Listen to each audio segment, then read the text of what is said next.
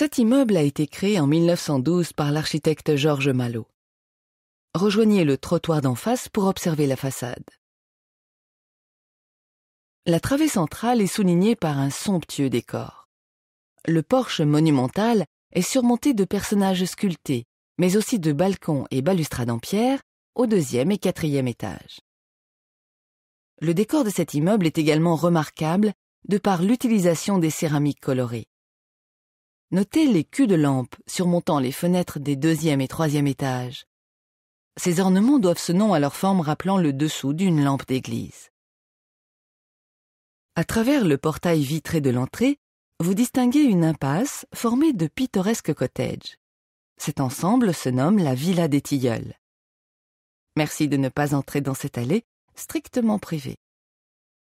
Là encore, Georges Malot réalisa sur commande une opération immobilière de qualité.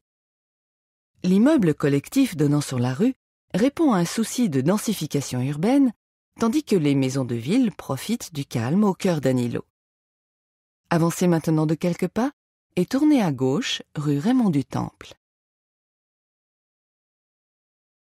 Regardez à l'angle de la rue sur le côté gauche le pan coupé.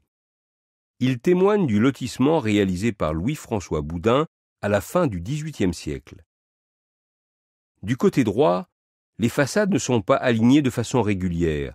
Certaines sont plus en retrait.